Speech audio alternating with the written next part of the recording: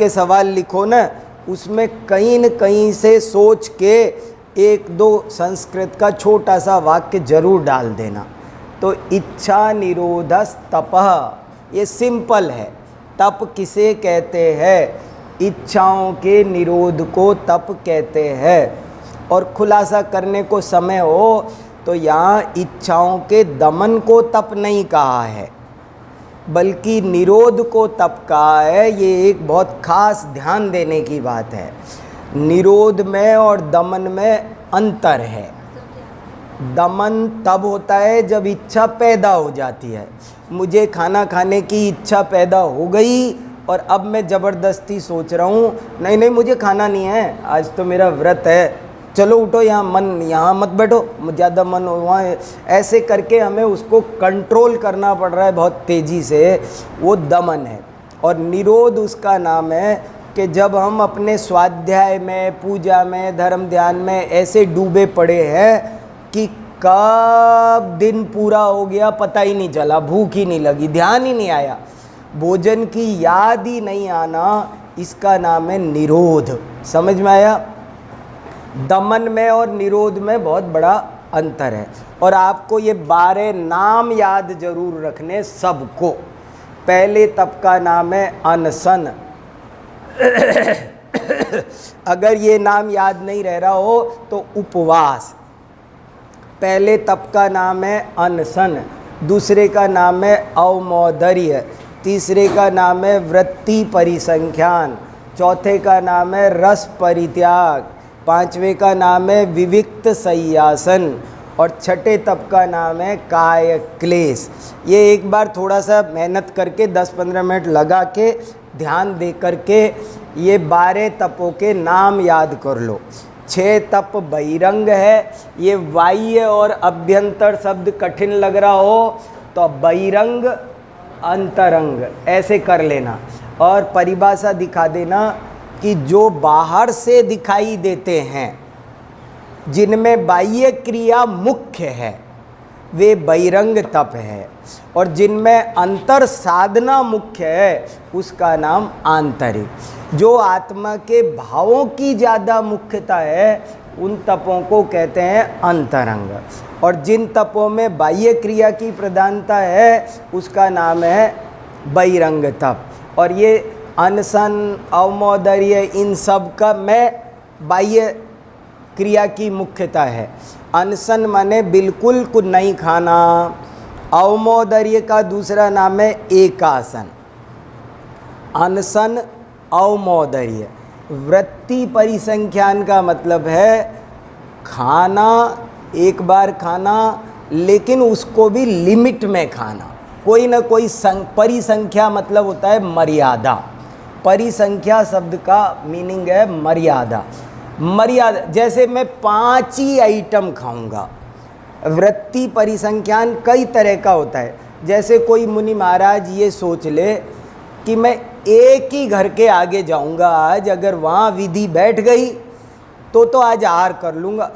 उनको कोई पाबंदी नहीं है, वो 10 घरों में जा सकते हैं। एक घर में गए, वहाँ विधि नहीं मिली, बढ़ जाओ और आगे बढ़ जाओ और बढ़ जाओ।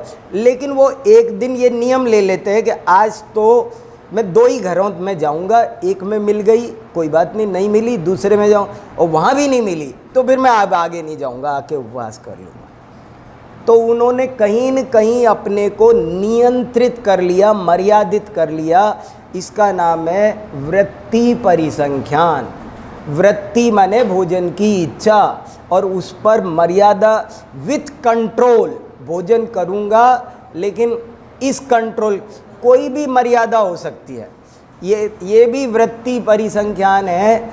यदि पति पत्नी दोनों पड़गारे होंगे तो करूँगा, नहीं तो नहीं करूँगा।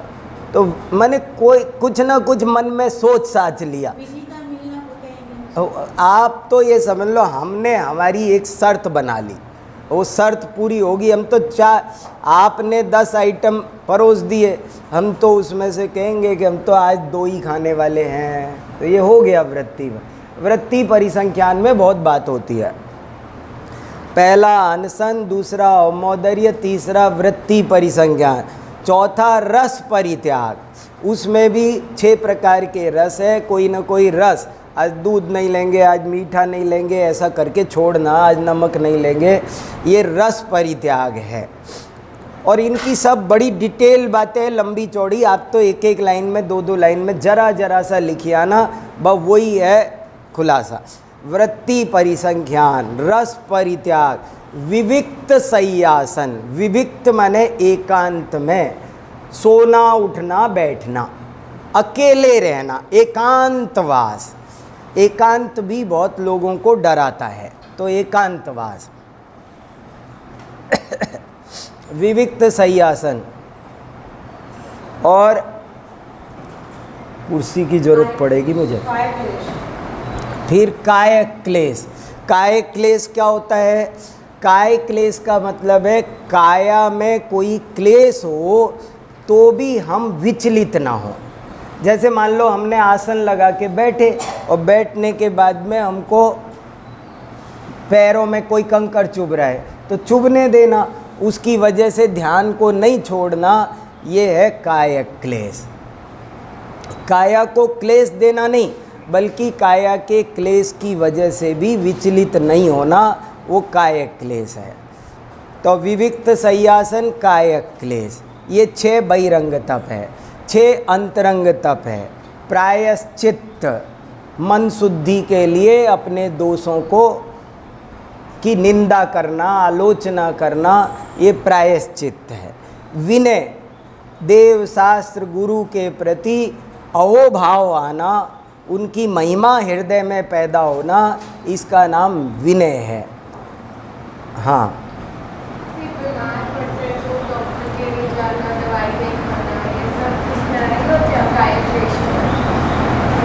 आ सकता है, ऐसा भी आ सकता है।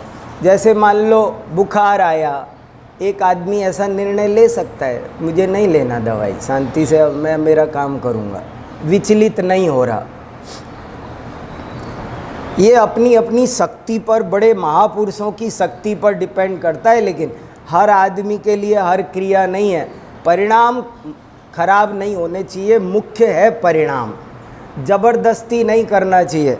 मैं एक बात सुनाता रहता हूँ, कसाई पाउड के प्रवचन में इस बार बहुत अच्छे से आई, वो बहुत इम्पॉर्टेंट बात है, आप सुन लो ध्यान से, कि ऊंची अपनी भूमिका से ऊंची क्रिया करना वो भी तीव्र कसाय का कारण हो सकता है। अपनी भूमिका से नीची क्रिया करना वो भी कसाय का कारण है, और अपनी भूमिका से ऊंची क्रिया करना वो भी तीव्र कसाय का कारण। जैसे समझ लो मेरी शक्ति है कि मैं 1 लाख रुपया दान दूँ। जैसे अभी अपन सब भैया सब 1-1 लाख रुपया इकट्ठा करो, अपने को बड़ा काम करना है, सब ने दे दिया और मैं नहीं दे रहा, शक्ति है फिर भी, तो मैं तीव्र कसाई हूँ, तब नहीं दे रहा हूँ। और सब, मेरी शक्ति तो थी 1000 रुपया देने की, और मैंने कहा नहीं नहीं मैं 5 लाख देता हूँ, बोल दिया, ये भी तीव्र कसाय से होगा। ले लूँगा, लोन ले लूँगा, ये कर लूँगा, अभी तो नाम होने दो ऊंचा, ये भी तीव्र कसाय है। हाँ, तो तीव्र कसाय से ऊंची क्रिया पलती है। इसलिए दोनों तरह से अपनी भूमिका देखकर करना है। हर आदमी बुखार आ गया दवाई नहीं लेगा, परिणाम खराब करता रहेगा, ऐसा नहीं। तो विविक्त सय्यासन, काय क्लेश। फिर अगला क्या है? अब अंतरंग तपों में चल रहे थे, प्रायश्चित्त। और ये ध्यान रखना, अंतरंग तप माने जिनमें अंतरंग भाव शुद्धि की प्रधानता है। दोनों में दोनों बात होती है। बहिरंग में भी क्रिया और परिणाम दोनों होते हैं, अंतरंग में भी क्रिया और परिणाम दोनों होते हैं, लेकिन बहिरंग में बहिरंग क्रिया मुख्य होती है और अंतरंग में अंतरंग परिणाम मुख्य होते हैं। अब जैसे प्रायश्चित्त में भी क्रिया है कि मैं ऐसे ऐसे प्रायश्चित्त ले रहा हूँ, लेकिन नहीं, अपने मन के दोषों की, अपनी आत्मा की के जो दोष हुए उनकी निंदा आलोचना का जो अंदर में भाव है, उस भाव का नाम प्रायश्चित्त तप है। ऐसे ही विनय। अब विनय माने क्या? भगवान की विनय, गुरु की विनय, उसमें क्रिया भी होती है, लेकिन यहाँ विनय तप माने क्या? उनके प्रति जो रेस्पेक्ट का भाव है, उनकी जो महिमा अंदर में है, उसका नाम है विनय। प्रायश्चित विनय। वैयावृत्य, वैयावृत्य में कहते ही अपने को कोई चित्र ऐसा दिखाई देता है। अभी कोई कहे ना वैयावृत्य का एक चित्र बनाओ, तो कोई ऐसा चित्र बनाएगा कि एक महाराज जी बैठे हैं और एक गृहस्थ उनके पैर दबा रहा है। लेकिन ये वैयावृत्य शब्द का अर्थ है इनकी मैं कैसे सेवा कर दूं, ऐसा जो मन में भाव है, वास्तव में उसका नाम वैयावृत्य है। उनके परिणामों को बढ़ाने में कैसे मैं निमित्त बन जाऊं, उनके परिणाम खराब ना हो, ऐसी कोई भी भावना वो वैयावृत्य है। देव शास्त्र गुरु की सेवा, वैयावृत्य में समंत भद्र ने पूजा पाठ स्तुति भक्ति ये सब लिया है, तो वो वैयावृत्य। तो प्रायश्चित विनय वैयावृत्य स्वाध्याय, स्वाध्यायः परमं तपः। ये भी छोटा सा वाक्य है, याद रख लो, कोट करने काम आ जाएगा। स्वाध्यायः परमं तपः, स्वाध्याय परम तप है। वीतराग, हाँ विसर्ग आएगा।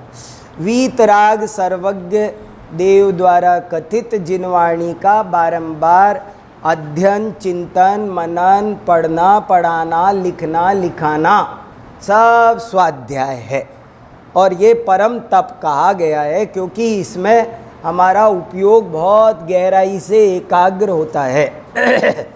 फिर है व्युत्सर्ग। व्युत्सर्ग का मतलब है कायोत्सर्ग। कायोत्सर्ग का मतलब है काया का त्याग। उत्सर्ग माने, उत्सर्ग समिति पढ़ी थी, उत्सर्ग माने त्याग। उत्सर्ग शब्द त्याग का पर्यायवाची है। तो कायोत्सर्ग माने काया का त्याग। काया का त्याग माने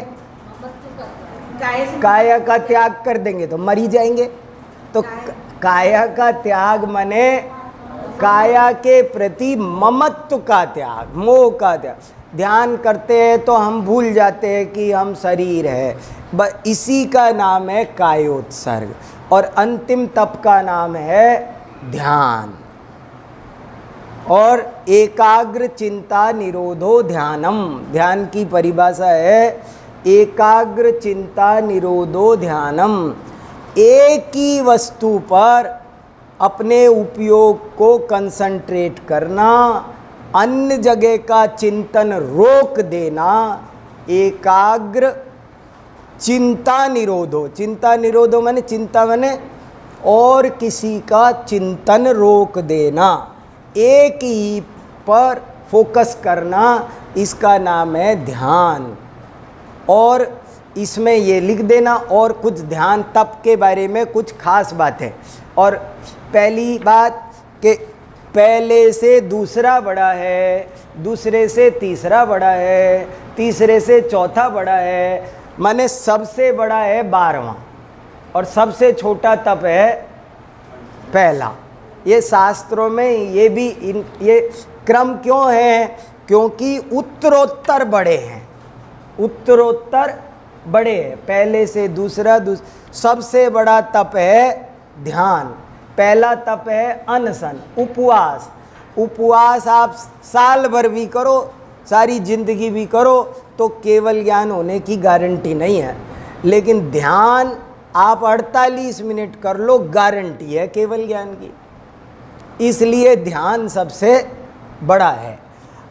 लेकिन ये स्टेप्स भी होंगे ना, स्टार्ट वहीं से करेंगे तब ध्यान तक जाएंगे। ऐसा भी कोई ज़रूरी नहीं है। बहुत से जीव ऐसे जिन्होंने कभी जिंदगी में उपवास ही नहीं किया और मोक्ष चले गए। हाँ, नहीं बहुत, मैंने वो कोई ज़रूरी चीज़ नहीं है। मोक्ष में जैसे कल चर्चा हो रही थी कि भाई अवधि ज्ञान मने, अवधि ज्ञान मने पर ये ज्ञान मोक्ष मार्ग में होना जरूरी नहीं है। हो तो हो, नहीं हो तो नहीं हो, क्या हुआ, इससे कोई फर्क नहीं पड़ता। तो ये तो तप की सामान्य जानकारी हो गई। मैं तो इसकी भूमिका कैसे करेंगे और कब स्नान वो ही बता रहा हूँ।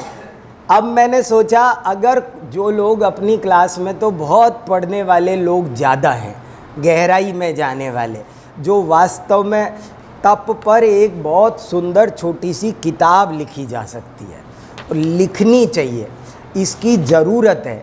एक 100 पेज की सुंदर किताब लिखो और उस किताब का नाम रखो उत्तम तप। बहुत प्यारी किताब बनाओ। और कैसे बनेगी, और बहुत एक एक लाइन ऐसे लिखो जैसे लोहे पे छेनी से लिखा गया हो, बहुत सिस्टेमेटिक, एक लफ्ज भी फालतू नहीं, और बहुत मैटर है। तो कैसे लिखेंगे, मैं बैठा बैठा कुछ बना रहा था और ये इसकी सिनॉप्सिस बनी है इस तरह। अब इसमें क्या क्या बातें आएगी, वो था नहीं जीरोक्स वाला, आपको जीरोक्स करके दे देंगे, नहीं तो वो कॉपी करके जैसे डालते हो वैसे डाल।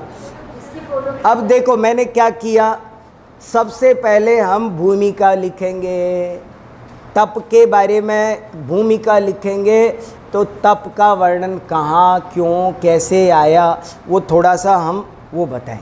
फिर तप की व्युत्पत्ति बताएंगे, व्युत्पत्ति, अर्थ, तपनम तपः, प्रतपनम तपः, तपने का नाम, बड़ी बातें हैं बहुत।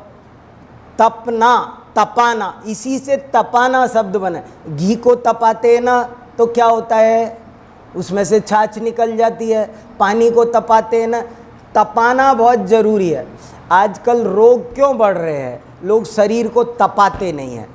जिसके शरीर में से पसीना निकलता है वो कभी बीमार नहीं होता, और जो पसीना नहीं निकालते हैं वो बीमार होते रहते हैं। शरीर में से पसीना निकालते वक्त बुरा लगता है, लेकिन पसीना माने शरीर का सारा टॉक्सिन, वो ज़रूर बाहर निकालना चाहिए, तपना चाहिए। आप बिना कूलर में एसी में बैठोगे तो पसीने निकलेंगे, निकलने दो, वरदान है, भाग्य है तुम्हारे जो निकल रहे हैं। तो इसलिए वो तपाना बहुत। सोना, अगर मिट्टी से निकला हुआ सोना है तो 2 रुपये किलो बिकता है, और वही तप जाए तो कितना, 30,000 का 10 ग्राम कितना आता है पता नहीं, तो कितना महंगा हो जाता है वो। फिर कैसे हुआ, तपने से। सूरज तपे तपे रे चंदा, तुझको तपना होगा। तपे बिना कोई मुक्ति नहीं है। सुनो, अनशन नहीं हो तो चलेगा, लेकिन तप नहीं हो तो निर्जरा नहीं होगी। तप मोक्ष मार्ग का अनिवार्य कार्य है। कभी भी अपने को, अपनी शक्ति को कमज़ोर मत करो, तप से शक्तिशाली बनता है।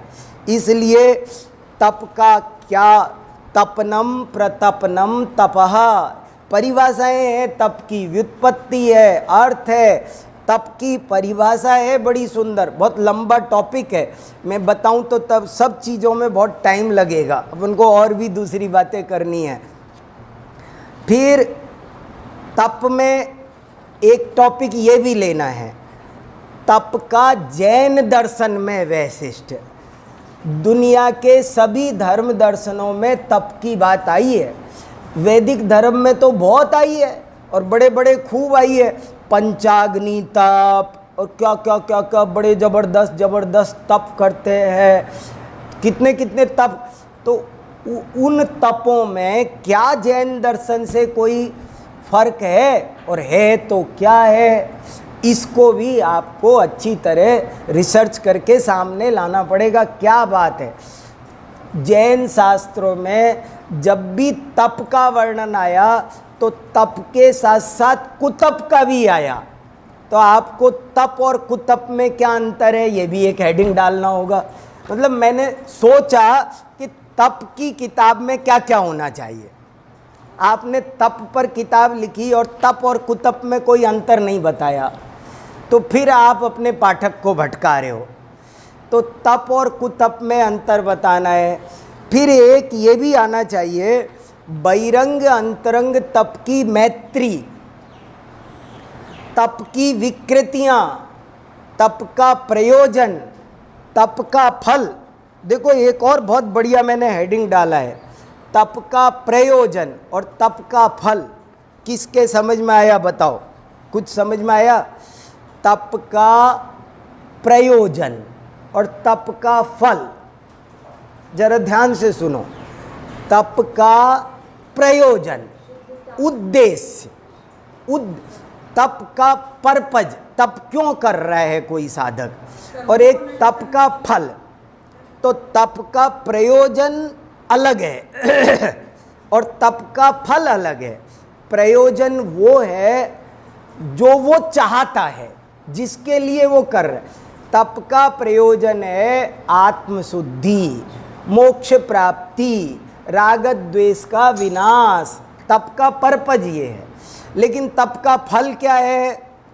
फल तो 64 रिद्धियाँ भी है, हम चाहते नहीं लेकिन है। तप का फल क्या है? परिवार में शांति, व्यापार बढ़ जाएगा, बाल काले हो जाएंगे, नहीं, बताओ है कि नहीं है? है, सच है भाई। अरे तप करने से नाना प्रकार की रिद्धियां प्रकट होती है। बिजनेस अच्छा चलता है, फैमिली अच्छी चलती है, शरीर अच्छा होता है। शरीर में रोग हो, कैंसर जैसे रोग चुटकियों में खत्म हो जाते हैं तप से। कोढ़ ठीक हो जाता है, लेकिन कोढ़ ठीक करने के लिए कोई सच्चा साधक तप नहीं करता है। खेती का प्रयोजन और खेती का फल क्या फर्क है? खेती कोई किसान क्यों करता है? कि वो तो अनाज के लिए करता है। घास होता है कि नहीं? घास के लिए करता है। वो घास के लिए खेती नहीं करता, तो घास होता है कि नहीं? तो होगा, डेफिनेटली होगा। जब तप करोगे तो चेहरे पे चमक आएगी, लेकिन चेहरे पे चमक लाने के लिए तप नहीं करते हैं। फर्क समझ में आया आपको? तप का प्रयोजन, तप का फल, सुतप कुतप में अंतर। जैन दर्शन में तप का वैशिष्ट, अन्य दर्शनों में तप का क्या। 2-4 ग्रंथों का रिसर्च करके रेफरेंस, वहाँ क्या दोष है पंचाग्नि तप में। तप और अहिंसा का संबंध, जहाँ हिंसा है वहाँ कभी भूलकर तप नहीं हो सकता। समंत भद्राचार्य ने स्वयंभू स्तोत्र में लिखा है, जहाँ हिंसा और आरंभ हो वहाँ कभी तप नहीं हो सकता। समझ लेना ये कुतप है। वो कमठ का मामा तप कर रहा था ना, वो लकड़ी जला रहा है, नाग नागिन जल रहे हैं, वो क्या है? कुतप है। कुतप का फल क्या है ये भी लिखना है। कुतप का भी फल होता है, लेकिन भले कुतप है लेकिन कुतप का भी फल तो है ना, वो भी सब देखना है। और फिर करते हैं तो उसमें जाते हैं। वही तो बहुत सारी बातें हैं, मतलब ये भी है, लेकिन ये ही नहीं है। कुतप के फल भी कई तरह के। कुतप हमेशा देवगति में नहीं ले जाएगा। अगर हिंसा आरंभ ज़्यादा है तो नरक गति में ले जाएगा वो।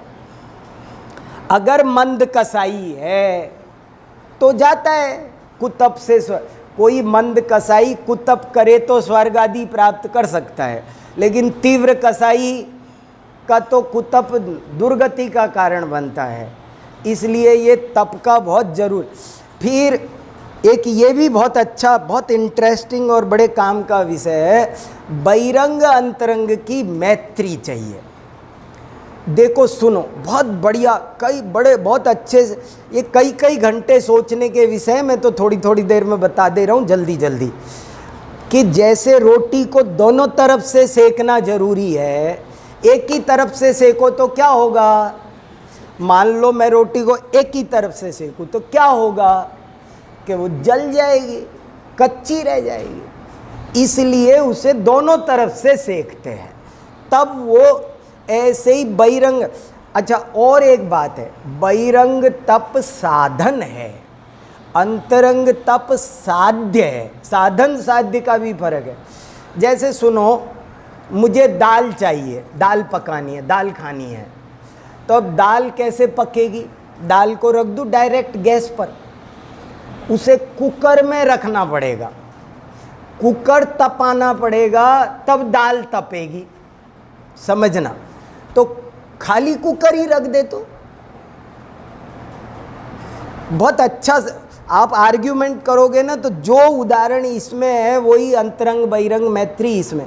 अगर हम अकेला कुकर रख दे, मान लो ये विजय जी को भी दाल खानी थी, तो विजय जी दाल बनाते मैंने देखा कि इन्होंने कुकर रख रखा है, गैस जल रही है, तो मैंने घर आके सोचा वो कुकर रखते हैं, मैंने भी घर में कुकर उठाया और रख दिया, मुझे दाल मिलेगी। अरे इन्होंने तो अंदर दाल डाली थी, पानी डाला था, दाल भी डालनी है, पानी भी डालना है, तब जाके दाल पकेगी। और अकेली दाल, हमको कुकर से क्या काम है, हमें कुकर गर्म क्यों करें हम फालतू में? हम कुकर क्यों खरीद के लाए 2000 रुपये का, 4000 रुपये का कुकर खरीदेंगे, उसे जलाएंगे, गैस फालतू, कुकर गरम। कोई ज़्यादा बुद्धिमान सोचे, हमें दाल से मतलब है हमें कुकर से मतलब नहीं है। तो बिना कुकर के दाल मिलेगी नहीं, कुकर के बिना दाल नहीं पकेगी। लेकिन कुकर पकाने का नाम दाल पकाना नहीं है, कुकर साधन है, दाल साध्य है। बहिरंग तप के बिना अंतरंग तप असंभव है, और अंतरंग तप के बिना बहिरंग तप निसार है, निष्फल है, खाली है, तुस मात्र है। ऐसे करके आपको, तो ये बहुत सारी बात हो गई, समय भागा जाता है। अरे बता तो दी कितने भूमिका, सब अलग अलग बनाओ। इतनी भूमिकाएं बनाई है मैंने सब चीज़ों की, कितनी भूमिकाएं बनाई है, 2 साल से बना रहा हूँ ढेर भूमिकाएं। एक और बना दीजिए। हाँ बनाता हूँ हाँ हाँ, कुछ भी समझ लो, कैसे भी, बाह्य क्रिया बोलो, शरीर ही क्यों, सारी बाह्य क्रिया। और जो अब अंतिम तप बचा ध्यान, उसे हम स्वतंत्र रूप से समझेंगे। ऐसे करके ध्यान वाले टॉपिक पर आ जाओ। और ध्यान वाले टॉपिक में फिर शॉर्ट में जिन्हें करना हो वो तो ऐसे ही कर लो।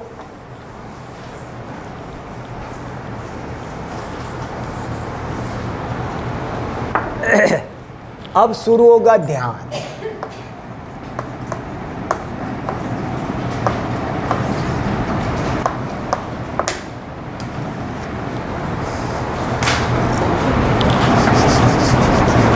पहले ध्यान के 2 भेद कर लो, प्रशस्त अप्रशस्त, शुभ अशुभ।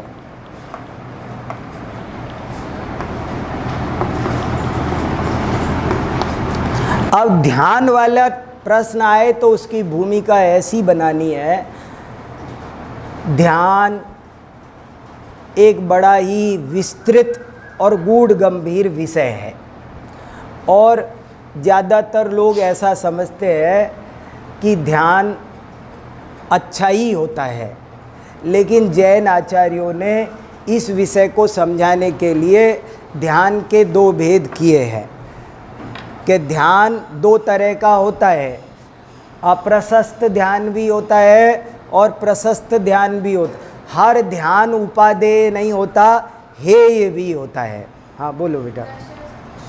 हाँ, प्रशस्त माने अच्छा, शुभ, और अप्रशस्त अशुभ। अब अप्रशस्त ध्यान के फिर 2 भेद है, आर्त ध्यान, रौद्र ध्यान। प्रशस्त के फिर 2 भेद है, धर्म ध्यान, शुक्ल ध्यान। ऐसे 4 नाम। आप इतना सबको याद रहना चाहिए, इसमें किसी को भी कमजोरी नहीं रहनी चाहिए। ये नहीं आया तो अब जो डीप में जाएंगे उनको मैं अब और बता दूंगा। लेकिन इसमें लिखना क्या है, ध्यान का प्रकरण आ जाए तो एक तो ध्यान की परिभाषा, दूसरा ध्यान का महत्व, और तीसरा ध्यान के भेद प्रभेद। 3 चीज़ें जरूर बतानी है, और बाकी शुरू में भूमिका और अंत में उपसंहार। 5 बिंदुओं में आप अपना टॉपिक पूरा कर दें। 10 नंबर का है तो भी, और 20 नंबर का है तो भी। ज़्यादा 20 का है तो डिटेल में कहते जाओ, और 10 का है तो छोटा छोटा कह दो। और भूमिका में इतनी सी बात जो बताई वो कहो, ध्यान का विषय बहुत गूढ़, गंभीर और व्यापक है।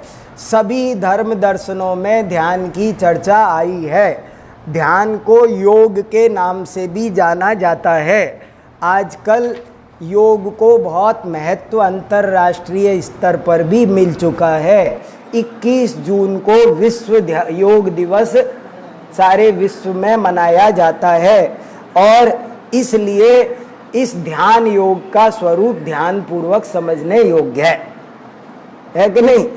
तो वो उसको ध्यान से सब बात कहना है। और फिर ध्यान दो तरह का होता है, हेय और उपादेय। हेय अप्रशस्त ध्यान हेय है। जैन दर्शन एक बात और कहता है कि ध्यान तो सभी करते हैं, वैसे देखा जाए तो बिना ध्यान के कोई भी नहीं है। दुनिया के सब प्राणी, हम और आप 24 घंटे, अभी आप ध्यान से पढ़ रहे हो, मैं ध्यान से पढ़ा रहा हूं। ध्यान कौन नहीं करता? एक दुकानदार दुकान पर बैठा है तो ग्राहक का ध्यान कर रहा है, आ जाए आ जाए आ जाए, वो भी ध्यान है। बगुले भी ध्यान कर रहा है। बिना ध्यान के कोई नहीं है। भोजन का ध्यान है, सिनेमा देख रहे, टीवी देख रहे, ध्यान तो हमारा हर वक्त लगता है, लेकिन वो ध्यान अशुभ है। उसे छोड़कर हमें शुभ ध्यान करना है। ये इस ध्यान वाले टॉपिक का पर्पज है। और ध्यान का महत्व मैं बता देना, ध्यान से कर्म दहन होते हैं, जलते हैं। ध्यान को अग्नि की उपमा दी है। ध्यानाग्नि ही सर्व कर्माणि भस्मसात कुरुते क्षणात। जैसे कोई रुई का बहुत बड़ा पहाड़ जितना ढेर हो और एक तिल्ली फेंको तो 1 मिनट में सारा का सारा, बहुत बड़ा पहाड़ सम्य शिखर जैसा रुई का पहाड़, और एक तिल्ली माचिस की फेंको तो क्या होगा? जल जाएगा। ऐसे ही कर्मों के बड़े बड़े कर्म भूभृताम, कर्म के बड़े बड़े पहाड़ ध्यान रूपी अग्नि से पल भर में जलकर राख हो जाते हैं। ध्यान करने से असंख्य कर्मों की निर्जरा होती है। उस समय कोई उदय में भी आए तो भी खिर जाते हैं। जैसे कोई व्यक्ति ध्यान कर रहा हो तो उस समय कोई क्रोध कर्म का उदय आएगा भी ना तो क्रोध नहीं करेगा, वो तो खिर जाएगा पीछे की पीछे, ठीक है ना। तो और फिर अप्रशस्त ध्यान में अब इनके भेद बहुत है, पर 4 भेद जरूर ध्यान रखो। एक है आर्त ध्यान, दूसरा है रौद्र ध्यान, तीसरा है धर्म ध्यान और चौथा है शुक्ल ध्यान। 4 नाम हमको सबको याद रहने चाहिए। बता ही सकते हैं, मैं भी बताने लग रहा था। नहीं, जैसे प्रशस्त अप्रशस्त बताना जरूरी है। अच्छा रहेगा। आप ये भी तो कहो ये नहीं करने चाहिए, ये कहो नहीं ये बुरे हैं, इसलिए 2 भेद कर दो तो ज्यादा अच्छा है। पहले ध्यान के 2 भेद करो और फिर कहो ये 2 हे है। और अगर बता बैठो 4 तो फिर बाद में कह देना कि इनमें से 2 अप्रशस्त है और 2 प्रशस्त है, ऐसे कर देना। फिर तो आर्त ध्यान किसका नाम है? जब हमको किसी भी कारण से, देखो मैं सिंपल परिभाषा बना रहा हूं, आपको शास्त्रों में कठिन कठिन परिभाषा मिलेगी, मैं बहुत सिंपल बता रहा हूं। जब हम किसी भी कारण से दुखी होते हैं तो इसका नाम आर्त ध्यान है। जब हम किसी भी कारण से दुखी, देखो दुख होना कितना बुरा माना गया है। जब हम किसी भी कारण से दुखी होते हैं, और वो कारण कई हो सकते हैं, शास्त्रों में 4 कारण बताए। 4 कारणों से आदमी दुखी होता है। एक तो उसके कोई प्रिय वस्तु का उससे वियोग हो गया हो, पेन खो गया, कोई हमारे घर का प्रिय, हमारा मित्र, सगा संबंधी कोई मर गया, तो एक तो हमारी कोई इष्ट चीज हमसे अलग हो गई, इसलिए कोई 4 वजह से ही आदमी दुखी होता है, 5वां कोई कारण नहीं है दुख का। दूसरा कारण होता है कोई अनिष्ट चीज मिल गई जो हम नहीं चाहते हैं। हम जिस कॉलोनी में रहते थे वो छूट गई, बहुत अच्छी थी, और ऐसी में आ पड़े जो हमें पसंद नहीं है, जहां सुविधाएं नहीं है, तो हमें डबल कारण हो गए। तो एक कारण है इष्ट वियोग, दूसरा कारण है अनिष्ट संयोग, तीसरा कारण है हमको कोई पीड़ा है शरीर में, मन में कोई टेंशन है, कहीं कुछ दर्द, फोड़ा फुंसी, कोई हो गया, चोट लग गई है, खून निकल रहा है, दर्द उठ रहा है, तो कहीं कुछ पेन हो रहा है, तो ये भी दुख का कारण हो सकता है। और चौथा कारण है हमको कुछ चाहिए, हमें निदान, हमें कुछ चाहिए, ये मिल जाए, वो मिल जाए, कब मिले, कैसे मिले, क्या करूं, अगले जन्म में ही मिल जाए, 10 साल बाद ही मिल जाए। तो ये जो हम चाहते हैं ये चौथा कारण है। 4 कारणों से दुख होता है और इसका नाम है आर्त ध्यान। रौद्र ध्यान जब हम गलत बात पर खुश होते हैं। रौद्र ध्यान में पहचान क्या, आर्त ध्यान भी बुरा है, रौद्र ध्यान भी बुरा है। आर्त ध्यान तो कहता है कभी भी दुखी मत हो, उसका मैसेज ये है। रौद्र ध्यान, फिर कोई कहता है अच्छा ठीक है कभी भी दुखी नहीं हुआ करेंगे, खूब पानी फैलाओ, हिंसा करो, झूठ बोलो, चोरी करो, कुछ गंदे काम करो, खुश रहो। तो बोले ये रौद्र ध्यान है। आप गलत करो और खुश हो। चूहे को तुमने कुत्ते के डंडा मारा और वो तो बेचारा दुखी हो, तुम हंस रहे हो, ये रौद्र ध्यान है। जब हिंसा, झूठ, चोरी, कुशील, परिग्रह के गलत काम करो और आनंद मनाओ तो इसका नाम है रौद्र ध्यान। देखो आर्त ध्यान कैसा होता है, मान लो मुझे आर्त ध्यान हो रहा है तो मेरी क्या मुद्रा होगी, क्या शकल होगी, हाय तौबा कर रहा हूंगा, दुखी हो रहा हूंगा।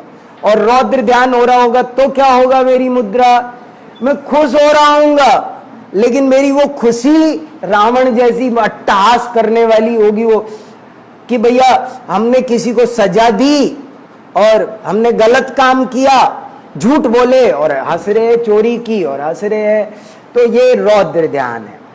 आर्त ध्यान त्रियंच गति का कारण है, रौद्र ध्यान नरक गति का कारण है।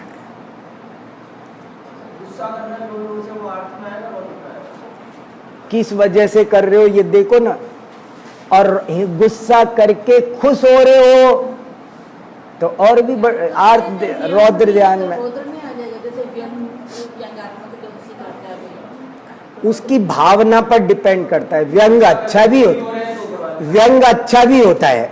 आप लेट आए और आप टाइम पर आए हो, ऐसे ही आया करो, जल्दी आ गए, लेट आए, अब मैं ये कह रहा हूं जल्दी आ गए। तो एक टीचर प्रेम से व्यंग कर रहा है, ये कहने का मतलब है कि अगली बार से टाइम पे आ जाया करो। तो ऐसे कई कवि भी व्यंग करते हैं सुधार की भावना से। तो एक है आर्त ध्यान, एक है रौद्र ध्यान, फिर तीसरा है धर्म ध्यान। धर्म ध्यान का मतलब है जब हम नैतिक क्रिया करते हैं, जब हम जेन्यून आचरण हमारा होता है, जब हमारा मन, वचन, काय किसी नैतिक मार्ग पर, न्याय नीति पर चलता है, तो उसका नाम धर्म ध्यान है। और उसके हजारों रूप उसके हो सकते हैं, कई रूप हो सकते हैं। आप स्वाध्याय कर रहे हैं, आप पूजा कर रहे हैं, कुछ भी हो सकता, आज्ञा विचय, अपाय विचय, उपाय विचय, धर्म ध्यान, संस्थान विचय, कई तरह से हो सकता है। आचार्यों ने सबके 4-4 भेद बनाए हैं।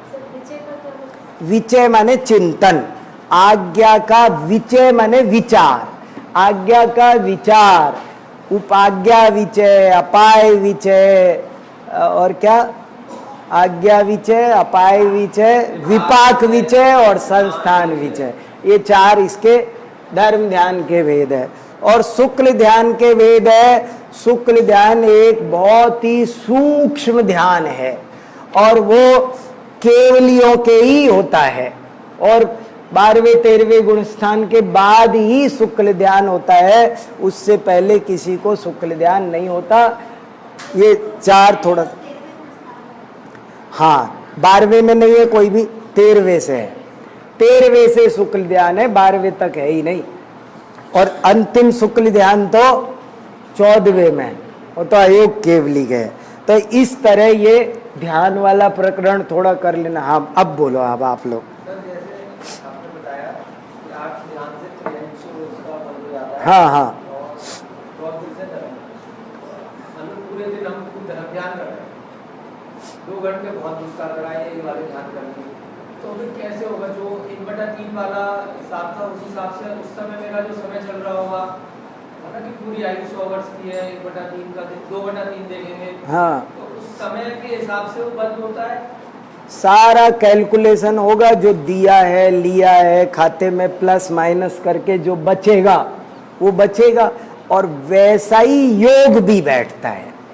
दोनों बातें ठीक है, देखो भ्रमित नहीं। एक शास्त्र का एक नियम तो ये है कि जिस समय आयु बंधेगी उस समय जैसे आपके भाव होंगे वहां आप जाओगे, ये लिखा है। माने मैं सारी जिंदगी, कोई कहे मैं सारी जिंदगी तो पाप करूं और अभी मेरे भाव अच्छे हुए थे, अभी मेरे आयु बंध गई, बस मेरा तो काम बन गया, सारी जिंदगी अच्छे भाव नहीं रखने पड़े, मैं तो ये थोड़े से मैं पार। लेकिन ये ऐसा होता नहीं है। वो दोनों चीजों का ऐसा ही निमित्त नैमित्तिक संबंध है, ऐसा ही योग है कि वो भाव भी जिस समय आयु बंधेगी, जैसे मान लो मेरा ओवरऑल कैलकुलेशन बुरा आ रहा है, मैंने जिंदगी में थोड़ा धर्म ध्यान किया और ज्यादा आर्त रौद्र किया, तो मेरा ओवरऑल कैलकुलेशन तो मेरा मान लो नरक गति का बन रहा है।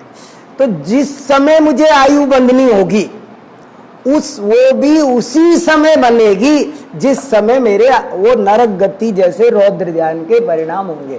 वो पॉसिबल नहीं है कि धर्म ध्यान के काल में मंदिर में आयु नहीं बंधेगी, क्योंकि ओवरऑल कैलकुलेशन वो आ रहा है, एवरेज निकालेंगे। ऐसे ही इसका भी होगा, धर्म ध्यान का भी होगा। ज्यादा क्या है, वो तब भी वैसा ही बनता, जैसी गति वैसी मति, जैसी मति वैसी गति, इनका दोनों का बहुत अच्छा तालमेल है। एक किताब ही है बहुत अच्छी, जैसी गति वैसी मति, 200 पेज की किताब है, बहुत सुंदर किताब है, मेरे पास है। नेमी चंद जी हैं ग्वालियर में, एक पंडित जी, उन्होंने लिखी है। हाँ कुछ पूछ रहे थे बेटा? आयु कब बनती है? कभी भी बन सकती है। अपन तो क्या कह सकते हैं ना, तो वैसे शास्त्रों में ये लिखा है कि जब आपका 2/3 हिस्सा खत्म हो जाए तब 1/3 बचे, तब जैसे समझ लो मेरी 99 साल की आयु है, तो जब 66 वर्ष पूरे होंगे मेरे, उस समय उस सेकंड पर आयु बनती है। ये कायदा है शास्त्र का। लेकिन अब अपनी कितनी आयु है पहले तो ये नहीं पता। अगला जन्म में हम किस आयु में जाएंगे? नरक आयु 4 आयु है, नरक आयु गतिबंध, नरक आयु तिर्यंच आयु, देव आयु, मनुष्य आयु। उसमें से हम किस में जाएंगे ये निश्चित कब होता है? तो कहते जब जीवन का 2/3 हिस्सा खत्म हो जाए और 1/3 हिस्सा खत्म बच जाए, तब सबकी आयु बंधती है। लेकिन अब इसमें भी बहुत सारे शर्त है, पेच है, और वो ये है, मान लो मेरी 66 में नहीं बंधी, 66 में बंधनी चाहिए थी, तो अब जो 33 बचे हैं ना, 33 में से अब फिर 22 बीतेंगे, और जब 11 बच जाएंगे ना उस दिन बंधेगी। हाँ 88 साल का जब मैं होऊंगा तब बंधेगी। तब नहीं बंधी तो फिर इसमें से 2/3 निकालो, फिर नहीं बची तो फिर 2/3 भी निकालो, और फिर भी नहीं बंधी तो जाने से पहले तो बंधना ही बंधना है। ऐसे 8 चांस बन जाएंगे लास्ट तक। ऐसे करके करना योग की बारीक बात है। चलो हो गया। और नहीं आया, ये टॉपिक नहीं है तुम्हारे कोर्स में, परेशान मत हो, न परीक्षा में आना। हाँ सर द्रव्य गुण पर्याय पे अगर हमने 10 नंबर का क्वेश्चन हाँ, तो किस तरह से हम अपने आप को करें? द्रव्य गुण पर्याय पर 10 नंबर का प्रश्न कैसे लिखें? ऐसे लिखना, जैन दर्शन के अनुसार प्रत्येक वस्तु में 3 हिस्से होते हैं। प्रत्येक वस्तु के 3 हिस्से होते हैं। एक तो वो वस्तु स्वयं, एक उस वस्तु की क्वालिटीज गुण, और एक उस वस्तु के परिणमन पर्याय अवस्थाएं। तो अवस्थाओं को पर्याय कहते हैं। और ये एक बहुत विस्तृत विषय है जिसका तत्वार्थ सूत्र, द्रव्य संग्रह, पंचास्तिकाय संग्रह आदि में बहुत विस्तृत वर्णन मिलता है, लेकिन हम शॉर्ट में चर्चा करते हैं। और हेडिंग डाल देना द्रव्य, फिर डाल देना गुण, फिर डाल देना पर्याय। आपको एक पन्ना मैंने दिया भी है द्रव्य गुण पर्याय का, बस उतना सा पन्ना काफी है। द्रव्य गुण पर्याय, द्रव्य की परिभाषा, द्रव्य के प्रकार वो बताए, खेल खत्म। गुण बता दो, ऐसे ही थोड़ा थोड़ा 4-4 लाइन में। वो जो पन्ना दिया था वो काफी है, उसको ऐसे की ऐसे ली। सर जैसे अजीब का 5 नंबर की टिप्पणी है, तो उसमें एक आपने वो चार्ट दिया था जिसमें 6 द्रव्य का था, हाँ। इसमें 5 द्रव्य का वो चार्ट बना सकते हैं। और 5 नंबर का सवाल है तो उतना ही काफी है। 10 नंबर का है तो सबकी एक एक परिभाषा। जैसे मान लो अजीव क्या है, तो अब अजीव के 5 भेद होते हैं, पुद्गल, धर्म, अधर्म, आकाश, काल, और वो सबको एक एक को बता दो। पुद्गल माने ये, धर्म माने ये, अधर्म माने ये, आकाश माने ये, काल माने, बस इतना ही काफी। ऐसे करेंगे कि बंध के 5 कारण बताए गए हैं, 1 2 3 4 5। इनका स्वरूप संक्षेप में इस प्रकार है। फिर एक डालो मिथ्या दर्शन। विपरीत श्रद्धा को मिथ्या दर्शन कहते हैं। इसका दूसरा नाम मिथ्यात्व भी है। ये 5 तरह का होता है। मिथ्यात्व ही अनंत संसार का कारण है। मिथ्या दर्शन पर 4 लाइन लिखो। फिर अविरति पर 4 लाइन लिखो। 5 पाप है, 5 पापों में प्रवृत्ति का नाम अविरति है। फिर प्रमाद पर थोड़ा सा लिखो, फिर कसाय पर थोड़ा सा लिखो, फिर योग पर थोड़ा सा लिखो। हो गया, बहुत है। 10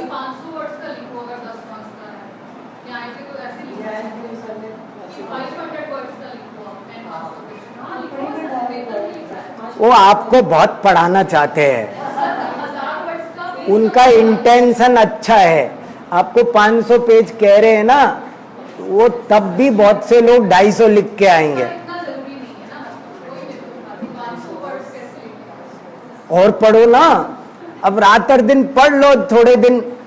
मिथ्या दर्शन के बारे में जैन सिद्धांत कोश खोलो, अविरति के 5 पापों के बारे में बताओ, अणुव्रत के बारे में लिखो, महाव्रत के बारे में लिखो, कसाय में क्रोध, मान, माया, लोभ सबका खुलासा करो, लिखो। सर अगर अति 4 पेज तो टाइम नहीं है तो घड़ी पहन के बैठो, जब टाइम हो जाए रुक जाओ। सर मोक्ष पर अरे अपने मैनेजर खुद बनो। देखो सुनो, कोई बात नहीं, अच्छा सवाल है, अच्छी बात पूछ रहे हो। उनका कहने का अभिप्राय है जल्दी जल्दी लिखो, तेजी से लिखो। अब तेजी से लिखना सीखो और जितना मैक्सिमम मैटर हो सके भरो। देखो 2-3 कारण होते हैं। मैं आपसे कितना कहता हूँ, रोज 400 पेज पढ़ा करो। कोई पढ़ता है? 100 पढ़ ले जब भी बहुत है। और 100 ही कहते तो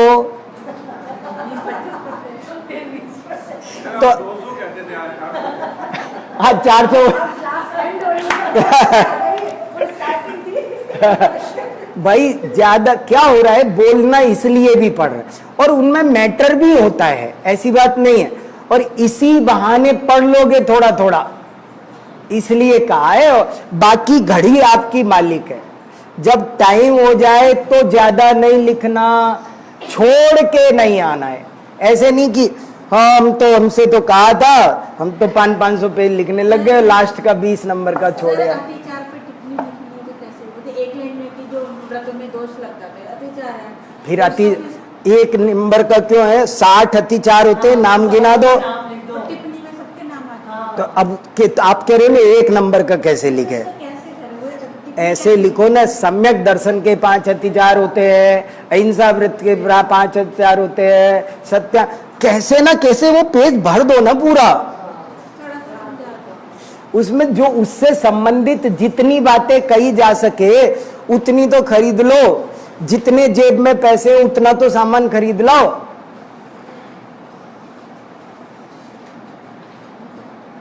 अतिचार, ये बता दो अतिचार और अनाचार में क्या फर्क है? आप ये बोलो कि क्यों नहीं है परिभाषा? संस्कृत में भी है। अतिक्रमो मानसी शुद्धि, मैं दे दूंगा, श्लोक ही है। अतिचार की परिभाषा जैन सिद्धांत कोश में दी है, संस्कृत में परिभाषा है, और हिंदी में परिभाषा इसलिए कि सब लोग हिंदी में पढ़ रहे हैं ना अपन। हिंदी में परिभाषा तो मैंने बताई है, ऐसी गलती जिसके कारण व्रत तो भंग नहीं होता लेकिन उसमें दोष लगता है, उसे अतिचार कहते हैं। अतिचार की परिभाषा। और जब भी अतिचार पूछा जाए, आप कह रहे हो 5 नंबर का आया अतिचार, हम क्या लिखें? तो आप लिखो कि 2 चीजें होती है, एक अतिचार एक अनाचार। ऐसी गलती जिससे व्रत भंग नहीं होता लेकिन उसमें दोष लगता है, उसे अतिचार कहते हैं, और जिसमें व्रत भंग हो जाता है उसे अनाचार कहते हैं। और उदाहरण दो, सब बढ़िया, इतने तो बता चुका मैं। आप ऐसा लिखो, मान लो मेरा आज उपवास है और आपने पार्टी करी, तो मैं सोच रहा हूँ अरे मैंने आज क्यों उपवास कर लिया, कल कर लेता, आज तो बढ़िया पार्टी उड़ाता। तो ये अतिचार लग रहा है। और सोचे चलो आइसक्रीम तो खा लेता हूँ, तो ये अनाचार हो गया। खाने की सोची, ये अतिचार, और खाने का खा ही लिया थोड़ा भी, भंग हो गए कि नहीं? 5 नंबर का खूब हो गया। कितना मैटर है? लिखो ना उसमें, अतिचार लिखो, अनाचार लिखो, उदाहरण दे। इसे हम एक दूसरे उदाहरण से समझ सकते हैं। और एक उदाहरण दो।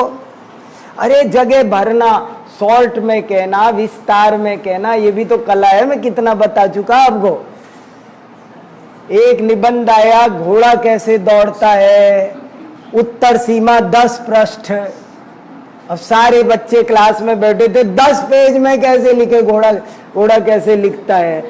एक बच्चा लिखने लगा, घोड़ा अत्यंत तीव्र गति से दौड़ता है, टक टकाटक टक टकाटक टक टकाटक। 10 पेज भर दिए और फिर अंत में लिख दिया, इस प्रकार घोड़ा बहुत ही तीव्र गति से दौड़ता है।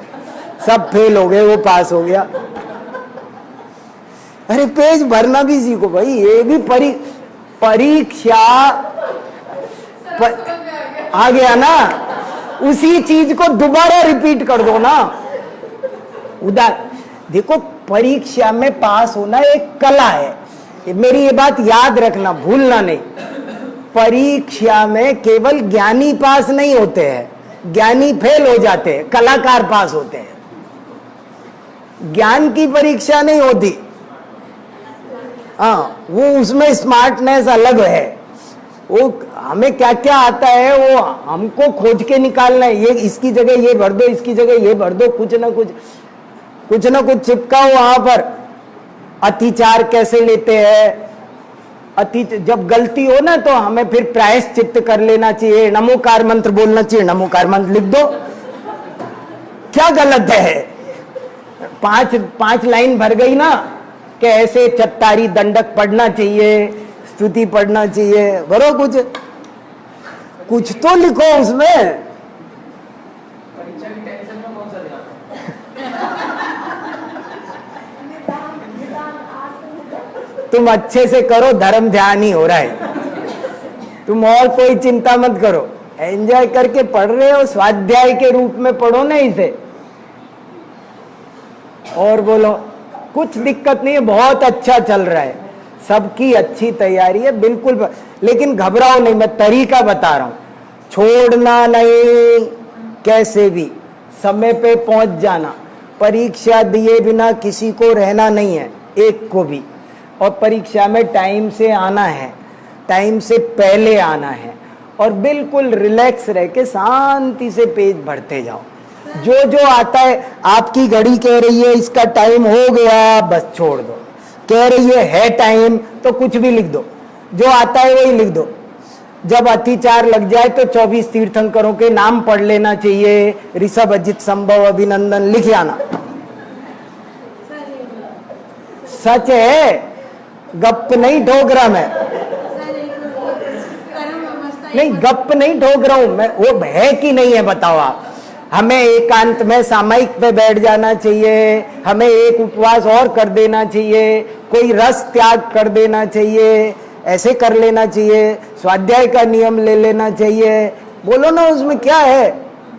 हाँ, एक बार कर्म व्यवस्था क्या आएगा, 8 कर्म आएंगे या प्रकृति स्थिति बन आएगा? 8 कर्मों के बारे में लिख दो, हेडिंग डाल के 8 कर्मों पर, एक एक कर्म पर, ज्ञानावरण पर 4-6 एक पैराग्राफ लिखो। 8 कर्मों पर 8 पैराग्राफ लिखोगे, 2 पेज ऐसे ही भर जाएंगे। बस इतना ही बताओ, उनके उदाहरण बता दो। पढ़ियार में ये ज्ञानावरण पर्दे के समान है, दर्शनावरण द्वारपाल के समान है, 8 के उदाहरण बताओ। कुछ नहीं आता हो तो ये कर्म बहुत बुरे होते हैं, किए हुए कर्म छोड़ते नहीं हैं। 8 कर्मों के नाम किसी को नहीं आते, तो आप कर्मों पर भाषण दो। चंदना को कर्मों ने दुखा किया, अंजना की कहानी लिख दो, चंदना की लिख दो, कुछ तो लिखो। कर्म की कहानी, आदिनाथ भगवान को भी कर्मों ने नहीं छोड़ा, उनको 6 महीने तक 8 कर्म नहीं आते, तो यही लिखो। कर्म कैसे कैसे किस किस को दुख देते हैं, देते रहे हैं, यही लिखो ना, कुछ गलत नहीं है। पर अब जो पढ़ा जा सके वो पढ़ लो, नहीं पढ़ा जा सके तो आपको क्या क्या आपकी दुकान पे बहुत माल पहले से है, उसी को खोज खोज के निकाल लो कि इसकी जगह। देखो, घर पर कोई मेहमान आने वाला हो, हमें पहले से पता हो तो हम इंतजाम कर सकते हैं, और नहीं पता हो तो क्या करते हैं, आ गए, अब दिमाग लगाते घर में रसोई में क्या रखा है, उसी में से निकाल के दे दो, और क्या है, ऐसे करना है। ठीक है, गुरु जी को बुलाओ। मोक्ष तत्व का स्वरूप, हाँ ले लो।